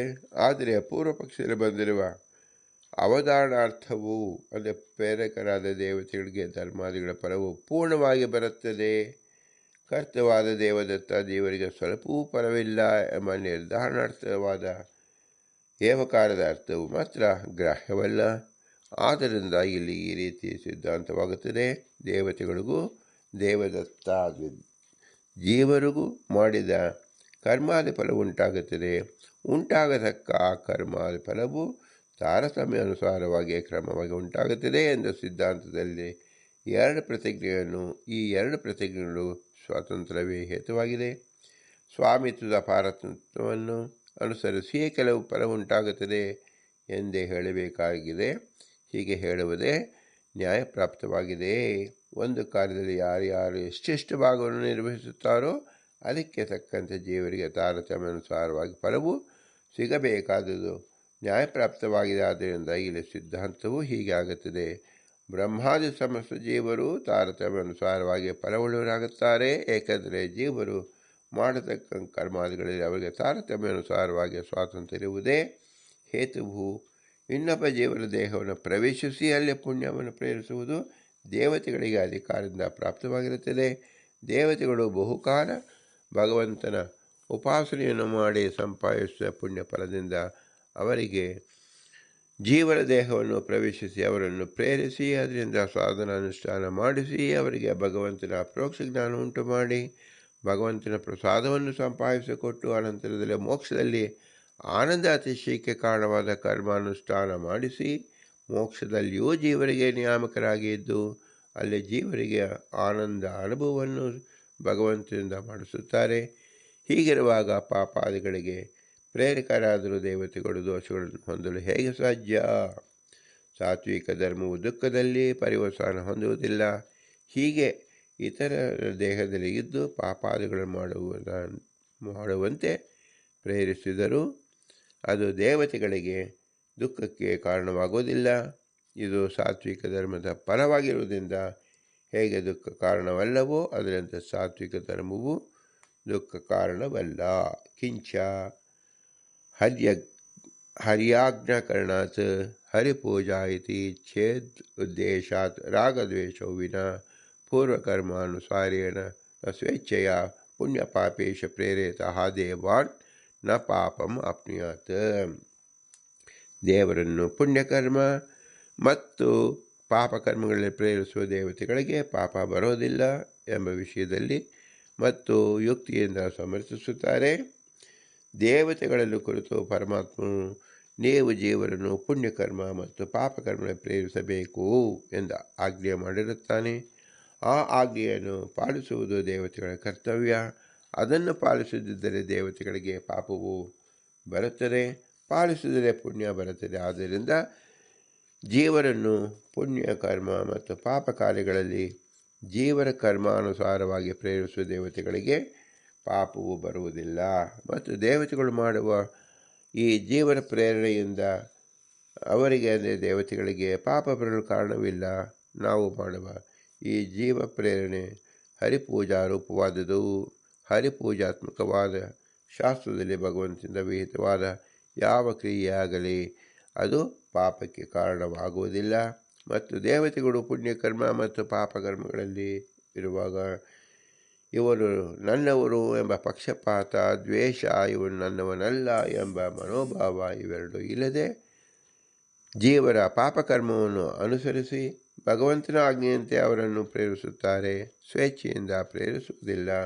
ಆದುದರಿಂದ ಅಸಂಖ್ಯಾತ ಜೀವರನ್ನು ಅವರವರ ಪ್ರಾರಬ್ಧ ಕರ್ಮಾನುಸಾರವಾಗಿ ಹರಿಯ ಆಜ್ಞೆಯಿಂದ ಹರಿಪೂಜಾ ಎಂಬುದಾಗಿ ಅನುಸಂಧಾನದಲ್ಲಿಟ್ಟುಕೊಂಡು ತಮ್ಮ ಪ್ರಾರಬ್ಧ ಕರ್ಮಾನುಸಾರವಾಗಿ ಪ್ರೇರಿಸುವ ದೇವತೆಗಳಿಗೆ ಪಾಪವು ಎಂದು ಉಂಟಾಗುವುದಿಲ್ಲ. ಕಿಂಚ ಯಮೈತದೇವಾನ್ ಪ್ರಾಪ್ಯಾತ್ ಇತಿ ಹರೇರ್ ಆಜ್ಞೆಯಾ ಚ ನ ಅಶುಭಂ ತೇಷಾಂ. ದೇವತೆಗಳು ಅಸಂಖ್ಯಾತ ಜೀವರ ಪಿಂಡಾಂಡದಲ್ಲಿ ಅವರ ದೇಹ, ಇಂದ್ರಿಯ, ಮನಸ್ಸು, ಬುದ್ಧಾದಿಗಳಲ್ಲಿ ನಿಂತು ಅವರನ್ನು ಅಸಂಖ್ಯಾತ ಪುಣ್ಯ ಪಾಪಕರ್ಮ ಕಾರ್ಯಗಳಲ್ಲಿ ಪ್ರದರ್ಶಿಸುವಂತೆ ಹೀಗೆ ಮಾಡುತ್ತಿರುವಾಗ ಅವರಿಗೆ ಪುಣ್ಯ ಪಾಪಗಳು ಬರಲು ಹೇಗೆ ಸಾಧ್ಯ ಅಂದರೆ ಎಂಬ ಸಂದೇಹವನ್ನು ಪ್ರಮುಖವಾದ ಮತ್ತೊಂದು ರೀತಿಯಿಂದಲೂ ಪರಿಹರಿಸಲು ಸಾಧ್ಯವಿದೆ. ಎಲ್ಲ ವಿಷಯಗಳಲ್ಲಿಯೂ ವಿಧಿ ನಿಷೇಧಗಳಲ್ಲಿಯೂ ಹರಿಯ ಆಜ್ಞೆಯ ಪ್ರಬಲವಾದುದು. ಅಘಟಿತ ಘಟನ ಶಕ್ತಿಯಾದ ಭಗವಂತ ಈ ಕಾರ್ಯದಿಂದ ಪುಣ್ಯ ಬರಲಿ ಎಂದು ತನ್ನ ಇಚ್ಛೆಯಲ್ಲಿ ವಿಷೀಕರಿಸಿದರೆ ಅದು ಜೀವದೃಷ್ಟಿಯಿಂದ ಎಂತಹ ಪಾಪ ಕಾರ್ಯವೇ ಆಗಲಿ ಪುಣ್ಯಕರವೇ ಆಗಲಿ ಅದರಿಂದ ಪಾಪ ಉಂಟಾಗುತ್ತದೆ ಎಂಬ ಸಂದೇಹಕ್ಕೆ ಎಳ್ಳಿನಷ್ಟು ಅವಕಾಶವಿಲ್ಲ. ಹರಿಯು ತನ್ನ ಇಚ್ಛೆಯಿಂದ ಮಾಡಿರುವ ಶ್ರುತಿ ಸ್ಮೃತಿ ರೂಪವಾದ ಆಜ್ಞೆಗಳ ಪಾಪಕ್ಕೆ ಕಾರಣವಾಗುತ್ತವೆಯೇ? ಆಗುವುದಿಲ್ಲ ಎಂದರ್ಥ. ಎಲ್ಲದಕ್ಕಿಂತಲೂ ಹರಿ ಇಚ್ಛೆ, ಶ್ರೀಹರಿ ಆಜ್ಞೆ ಪ್ರಬಲವಾದುದು. ತತ್ವಾಭಿಮಾನಿಗಳಾಗಿದ್ದು ಜೀವರ ದೇಹ ಇಂದ್ರಿಯಾದಿಗಳಲ್ಲಿ ನಿಂತು ಪ್ರೇರಕರಾದ ದೇವತೆಗಳಿಗೆ ಪಾಪ ಉಂಟಾಗದಿರಲಿ ಎಂಬ ಹರಿ ಇಚ್ಛೆ ಇರುವಾಗ, ಹರಿ ಆಜ್ಞೆ ಇರುವಾಗ ಅವರಿಗೆ ಪಾಪವು ಹೇಗೆ ಬರುತ್ತದೆ? ಸೂರ್ಯನು ಪ್ರಕಾಶಿಸುತ್ತಿರುವಾಗ ಕತ್ತಲೆಯು ಜನರ ಕಣ್ಣುಗಳ ಎದುರು ಜನರ ನಿಂತ ನೋಟಕ್ಕೆ ತಡೆ ಉಂಟು ಮಾಡುತ್ತದೆಯೇ? ಮಾಡುವುದಿಲ್ಲ. ಹಾಗೆ ಪಾಪಕರ್ಮಗಳ ಫಲ ದೇವತೆಗಳೇ ಬರುವುದಿಲ್ಲ ಅಂತ ತಿಳಿಯಬೇಕು.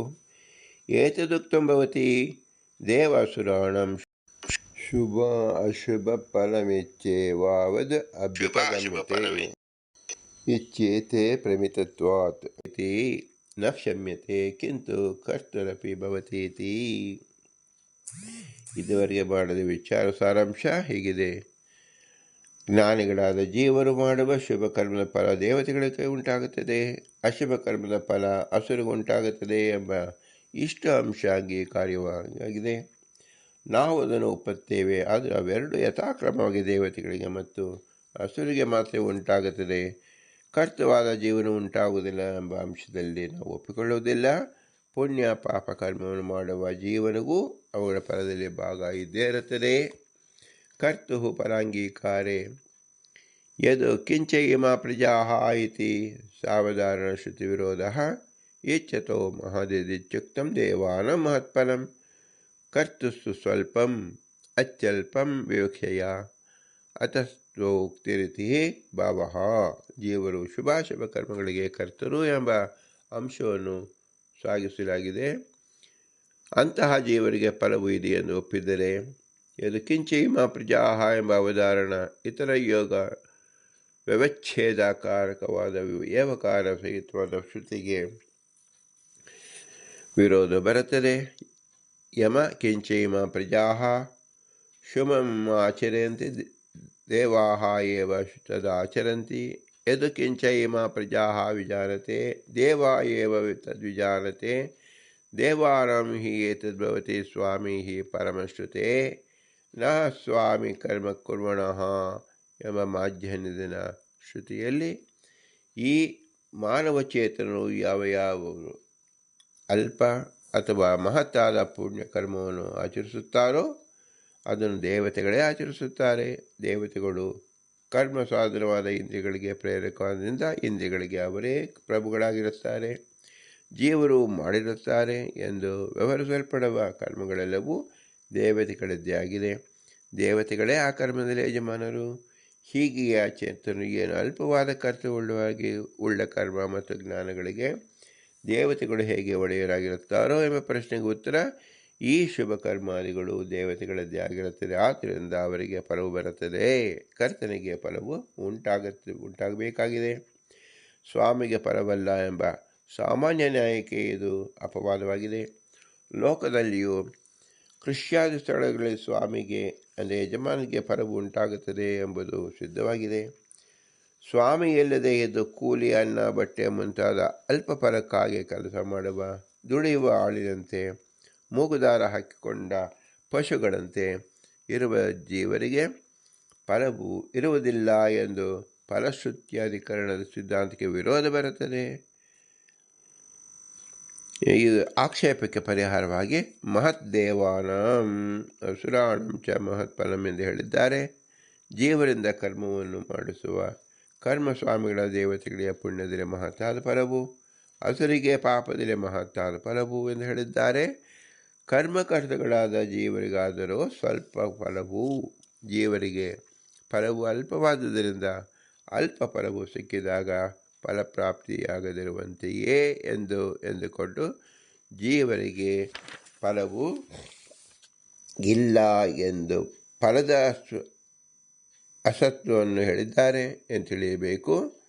ಚಿಕ್ಕ ಹೊಟ್ಟೆ ಇದ್ದರೆ ಅನುದರ ಅಂದರೆ ಕನ್ಯೆ ಹುಡುಗಿಯ ಹೊಟ್ಟೆ ಇಲ್ಲದವಳು ಎಂಬಂತೆ ಸ್ವಲ್ಪವೇ ಊಟ ಮಾಡಿದರೆ ಈ ಊಟ ಮಾಡಿಲ್ಲ ಆಜ್ಞನ ಭುಕ್ತ ಎಂಬಂತೆ ಈ ವ್ಯವಹಾರ ಎಂದು ತಿಳಿಯಬೇಕು.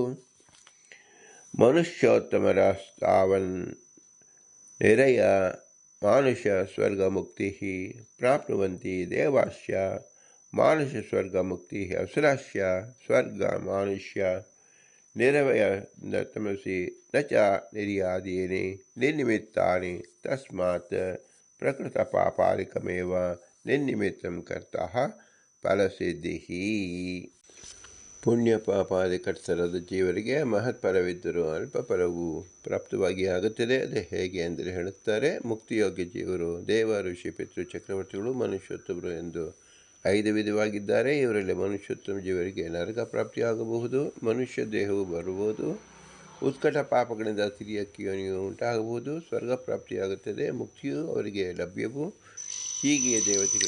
ಹೀಗೆಯೇ ದೇವತೆಗಳಿಗೆ ಮನುಷ್ಯ ದೇಹ ಪ್ರಾಪ್ತಿಯಾಗುತ್ತದೆ, ಸ್ವರ್ಗವು ದೇವತೆಗಳಿಗೆ ಪ್ರಾಪ್ತವಾಗುತ್ತದೆ. ದೇವತೆಗಳು ಮುಕ್ತಿಯನ್ನು ಪಡೆಯುತ್ತಾರೆ. ತಮೋಯೋಗ್ಯರಾದ ಅಸುರರು ಪುಣ್ಯದಿಂದಾಗಿ ಸ್ವರ್ಗವನ್ನು ಪಡೆಯುತ್ತಾರೆ. ಅವರಿಗೆ ಮನುಷ್ಯ ಲೋಕದ ನರಕ ಅಂಧಂತಮಸ್ಸೆಂಬ ಗತಿಯು ಪ್ರಾಪ್ತವಾಗುತ್ತದೆ. ಈ ನರಕ ಸ್ವರ್ಗಾದಿಗಳು ಕಾರಣವಿಲ್ಲದೆ ಪ್ರಾಪ್ತವಾಗುವುದಿಲ್ಲ. ಇವುಗಳಿಗೆ ಕರ್ತರಾದ ಜೀವರ ಪಾಪ ಪುಣ್ಯಗಳೇ ಕಾರಣಗಳು. ಹೀಗೆ ಜೀವರಿಗೆ ಸ್ವರ್ಗಾದಿ ಪ್ರಾಪ್ತಿಯಾಗುತ್ತಿರುವುದರಿಂದ ಅದಕ್ಕೆ ಕಾರಣವಾದ ಪುಣ್ಯಾದಿಗಳು ಜೀವರಿಗೂ ಅಲ್ಪವಾಗಿ ಇದೆ ಎಂದು ತಿಳಿದು ಬರುತ್ತದೆ. ಒಟ್ಟಿನಲ್ಲಿ ಇಂದಿನ ಉಪನ್ಯಾಸದ ಒಟ್ಟು ಸಾರಾಂಶ ಏನು? ನಾವು ಜೀವರು ಅಲ್ಪರು ಮತ್ತು ಭಗವಂತನ ವಿಷಯದಲ್ಲಿ ವಿಶೇಷವಾದ ಜ್ಞಾನವನ್ನು ಉಳ್ಳವರು. ಜ್ಞಾನದ ಮಹತ್ವದಲ್ಲಿ ಬಹಳ ನೀಚ ಕ್ರಮದಲ್ಲಿ ಇರತಕ್ಕಂಥವರು ಮನುಷ್ಯೋತ್ತಮರು. ಯಾವುದೇ ಮನುಷ್ಯರು ಯಾವುದೇ ಕರ್ಮವನ್ನು ಮಾಡುವಾಗ ಅವರ ಕಾರಕಗಳು, ಅಂದರೆ ಒಂದು ಕೆಲಸವನ್ನು ಮಾಡಲು ಯಾವ ಜೀವರಿಗೂ ಸ್ವಾತಂತ್ರ್ಯ ಇರುವುದಿಲ್ಲ. ಯಾವುದೇ ಕೆಲಸವನ್ನು ಮಾಡಬೇಕಾದರೂ ಅವರಿಗೆ ಅನೇಕ ವಸ್ತುಗಳು, ಕರಣಾದಿಗಳು ಅವಶ್ಯಕತೆ ಇದೆ. ಅದೆಲ್ಲವೂ ಸಹ ಭಗವಂತನ ಅಧೀನದಲ್ಲಿದೆ. ಭಗವಂತ ದೇವತೆಗಳ ಅಧೀನದಲ್ಲೇ ಕೊಟ್ಟಿರ್ತಾನೆ. ಆದ್ದರಿಂದ ನಾವು ಯಾವುದೇ ಕರ್ಮವನ್ನು ಮಾಡಿದರೂ ಸಹ ಆ ಕರ್ಮಗಳಿಗೆ ಫಲವಾಗಿ ಆ ಕಾರಣವನ್ನು ಒದಗಿಸಿದ ದೇವತೆಗಳಿಗೂ ಬಂದೇ ಬರುತ್ತೆ ಅಂತ ತಾತ್ಪರ್ಯ. ಉದಾಹರಣೆಗೆ ನಾವು ಒಂದು ದೇವರ ಪೂಜೆಯನ್ನು ಮಾಡಬೇಕು ಅಂತ ಸಂಕಲ್ಪಿಸಿದರೆ ದೇವರ ಪ್ರತಿಮೆಯಾಗಿರತಕ್ಕಂಥ ಖನಿಜ, ಲೋಹ ಅಥವಾ ಸಾಲಿಗ್ರಾಮ ರೂಪ ಇವು ಯಾವುದೂ ನಮ್ಮ ಸ್ವತ್ತಲ್ಲ. ಇದು ಯಾರೋ ಹಿರಿಯರು ಒದಗಿಸಿರುತ್ತಾರೆ. ಒಂದು ಅಭಿಷೇಕ ಮಾಡಲು ಒಂದು ಶುದ್ಧವಾದ ಜಲ ಅದು ನಮ್ಮದಲ್ಲ, ಅದು ಭಗವಂತನೇ ನದಿ ರೂಪದಲ್ಲಿ ಒದಗಿಸಿದ್ದಾನೆ. ಅದನ್ನು ತಂದುಕೊಳ್ಳುವ ಪಾತ್ರೆ ನಮ್ಮದಲ್ಲ, ಅದು ಲೋಹ ರೂಪದಲ್ಲಿ ದೇವತೆಗಳು ಒದಗಿಸಿದ್ದಾರೆ. ನಾವು ಕುಳಿತುಕೊಳ್ಳುವ ಆಸನ ಅಂದರೆ ಭೂಮಿ ಧರಣಿ ದೇವಿ, ಅದು ಸಹ ಆ ದೇವತೆಗಳೇ ಒದಗಿಸಿದ್ದಾರೆ. ಉಸಿರಾಡುವ ಗಾಳಿ ದೇವತೆಗಳೇ ತಿಳಿಸಿದ್ದಾರೆ. ಹೀಗೆ ಎಲ್ಲವನ್ನೂ ಒದಗಿಸಿರುವರು ದೇವತೆಗಳು. ಎಲ್ಲ ಪದಾರ್ಥಗಳನ್ನು ಒದಗಿಸುವವರಿಗೆ ನಾವು ಮಾಡುವ ಕರ್ಮ ಎಂಬುದರಲ್ಲಿ ಅರ್ಥವೇನಿದೆ? ಕೇವಲ ಅತ್ಯಲ್ಪವಾದುದು. 100 ಅಂಶ ನಾವು ಪೂಜೆ ಮಾಡಿದಾಗ ಕೇವಲ 1 ಅಂಶ ಅಥವಾ 2 ಅಂಶ ಮಾತ್ರ ಆ ಜೀವನಿಗೆ ಬರಬಹುದು. ಇನ್ನು 98 ಅಂಶ ಅಥವಾ 99 ಅಂಶ ಆ ಪದಾರ್ಥಗಳನ್ನು ಒದಗಿಸಿದ ದೇವತೆಗಳಿಗೆ ಬರುತ್ತದೆ. ಇದು ಬಾಹ್ಯ ರೂಪವಾಗಿದ್ದರೆ, ಅಂತರ್ರೂಪವಾಗಿ ಅಂದರೆ ನಮ್ಮ ಶರೀರದೊಳಗೆ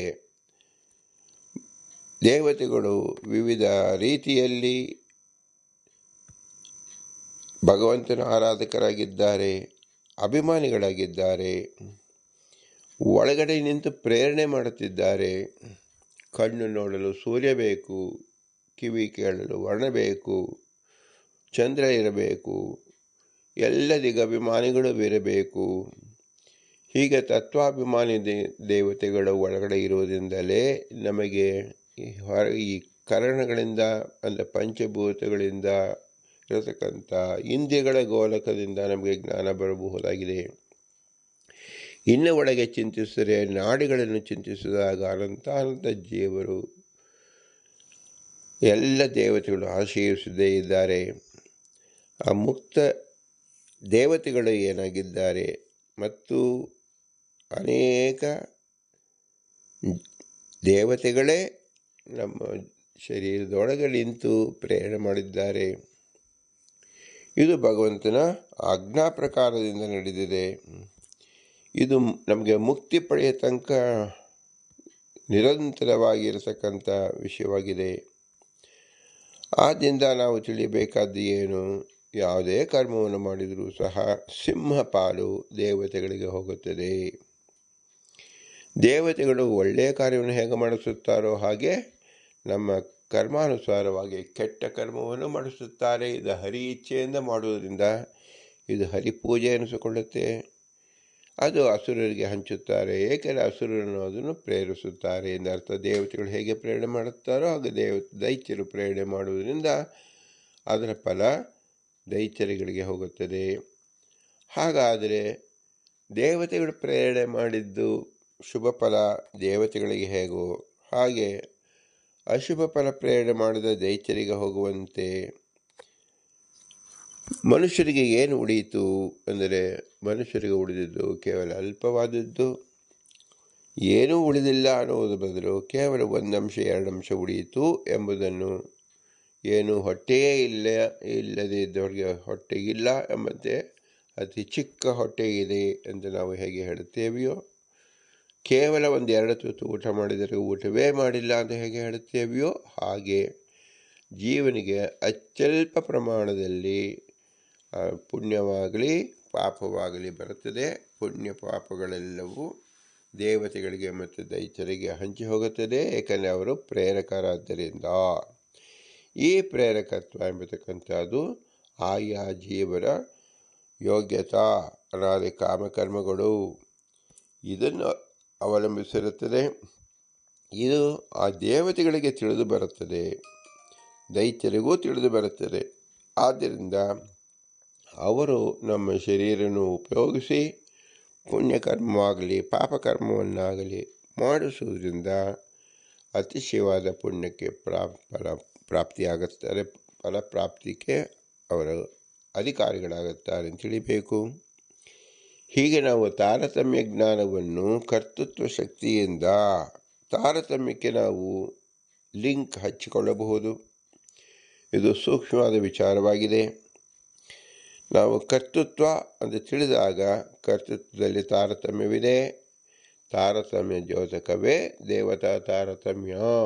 ನಾವು ಋಜುಗಣಸ್ಥರಾದ ಬ್ರಹ್ಮದೇವರಿಗೆ ನಾವು ಅತಿಯಾದ ಜೀವೋತ್ತಮ ಪಟ್ಟವನ್ನು ಯಾಕೆ ಹೇಳುತ್ತೇವೆಂದರೆ, ಅವರಿಗೆ ಕೇವಲ ಹರಿಯಿಚ್ಛೆಯಿಂದ ಸಂಸಾರವಿದೆ ಹೊರತು ಇತರ ಜೀವರಂತೆ ಬಂಧಕವಲ್ಲ. ಇದನ್ನು ನಾವು ಸೂಕ್ಷ್ಮವಾಗಿ ತಿಳಿದಾಗ ಅದು ದೇವತಾ ತಾರತಮ್ಯ ಎಂದೆನಿಸಿಕೊಳ್ಳುತ್ತದೆ. ಅದರಂತೆ ಅತ್ಯಂತ ಘೋರತಮವಾದ ಪಾಪಕರ್ಮವನ್ನು ಮಾಡಿಸತಕ್ಕಂಥ ಕಲಿ ಮುಂತಾದ ದೈತ್ಯರಿಗೆ ಹೆಚ್ಚಾದ ಪಾಪಕರ್ಮವಿರುತ್ತದೆ ಮತ್ತು ಅದರಿಂದ ದುಃಖವೇ ಪ್ರಾಪ್ತವಾಗುತ್ತದೆ ಎಂಬುದು ಸಹ ನಾವು ತಿಳಿಯಬೇಕು. ಮನುಷ್ಯರಿಗೆ ಮಾತ್ರ ಕೇವಲ ಸ್ವಲ್ಪ ಫಲವನ್ನು ದೇವತೆಗಳ ಮೂಲಕ ಮತ್ತು ದೈತ್ಯರ ಮೂಲಕ ನಮಗೆ ಸಿಗುತ್ತದೆ, ಏಕೆಂದರೆ ಇದು ಆ ಜೀವನ ಯೋಗ್ಯತಾ. ಒಟ್ಟಿನಲ್ಲಿ ದೇವತೆಗಳ ಯೋಗ್ಯತೆಯನ್ನು ತಿಳಿದಂತಾಗುತ್ತದೆ, ದೈತ್ಯರ ಯೋಗ್ಯತೆಯನ್ನು ತಿಳಿದಂತಾಗುತ್ತದೆ ಮತ್ತು ಮನುಷ್ಯರ ಯೋಗ್ಯತೆಯನ್ನು ತಿಳಿದಂತಾಗುತ್ತದೆ. ಹೀಗೆ ಯೋಗ್ಯತಾ ಚಿಂತನೆಯನ್ನು ಮಾಡುವುದೇ ತಾರತಮ್ಯ ಎಂಬುದು ಹೆಸರು. ಈ ತಾರತಮ್ಯದಲ್ಲಿ ಕರ್ತೃತ್ವವನ್ನು ತಿಳಿದುಕೊಳ್ಳುವುದೇ ತಾರತಮ್ಯದಲ್ಲಿ ವಿಶೇಷ ಚಿಂತನೆ ಎಂದೆನಿಸಿಕೊಳ್ಳುತ್ತದೆ. ಮೋಕ್ಷ ಆಗಬೇಕಾದರೆ ತಾರತಮ್ಯ ಜ್ಞಾನ ಅತಿ ಮುಖ್ಯ. ತಾರತಮ್ಯದಲ್ಲಿ ಒಂದಾದ ಜೀವಕರ್ತೃತ್ವ ಎಂಬುದು ಮತ್ತು ಅತಿ ಮುಖ್ಯವಾಗಿದೆ. ಇನ್ನೂ ವಿಶೇಷಾಕಾರವಾಗಿ ಜೀವನ ಕರ್ತೃತ್ವವನ್ನು ಮನುಷ್ಯರಾಗಿದ್ದಾಗ ತಿಳಿದುಕೊಳ್ಳಲೇಬೇಕು. ಇಂತಹ ಮಹತ್ವ ಜ್ಞಾನವನ್ನು ತಿಳಿಸಿಕೋಸ್ಕರವಾಗಿ ಪುರಂದರದಾಸರು ಅಕ್ರೂರ ವರದಾದ ಮುಂತಾದ 10 ಜನರನ್ನು ನಮಗೆ ಚಿಂತಿಸುತ್ತಾರೆ. ಇಂತಹ ವಿಶೇಷ ಜ್ಞಾನ ಒದಗುವುದು ಕೇವಲ ಮನುಷ್ಯ ಜನ್ಮದಲ್ಲಿ. ಮನುಷ್ಯ ಜನ್ಮಕ್ಕೆ ಕೊಟ್ಟಂಥ ತಂದೆ ತಾಯಿಗಳ ಅನುಗ್ರಹ ರೂಪವನ್ನು ಚಿಂತಿಸಬೇಕು. ತಂದೆ ತಾಯಿ ಇರುವಿಕೆಗೆ ನೆರವಾದ ಗುರು ಹಿರಿಯರ ಅನುಗ್ರಹ ರೂಪವನ್ನು ಚಿಂತಿಸಬೇಕು. ಇವರಲ್ಲಿ ನೇತರಾಗಿ ಅಭಿಮಾನಿಗಳಾಗಿ ಭಗವಂತನಿಂದ ಪ್ರೇರಿತರಾದ ದೇವತೆಗಳ ಅಭಿಮಾನಿಗಳಾಗಿ ಪ್ರೇರಿಸುವುದರಿಂದ ಸಾಧ್ಯವಾಗಿದೆ. ವಾಯುದೇವರು ಭಗವಂತನ ವಿಶೇಷ ಆಜ್ಞೆಯಿಂದ ಎಲ್ಲ ದೇವತೆಗಳಿಗೂ ಮತ್ತು ಸಮಸ್ತ ಜೀವರು ಪ್ರೇರಕರಾಗಿ ಈ ಕಾರ್ಯವನ್ನು ನಡೆಸಿದ್ದಾರೆ. ಇವರೆಲ್ಲರೂ ನಾವು ಸ್ಮರಣೆ ಮಾಡಬೇಕು. ಆದರೂ ಇವರೆಲ್ಲರೂ ಅಸ್ವತಂತ್ರರು. ಸ್ವತಂತ್ರದ ಭಗವಂತ ಲಕ್ಷ್ಮೀನಾರಾಯಣ ಮಾತ್ರ. ಅವನೇ ನಮ್ಮ ಬಿಂಬರೂಪಿ.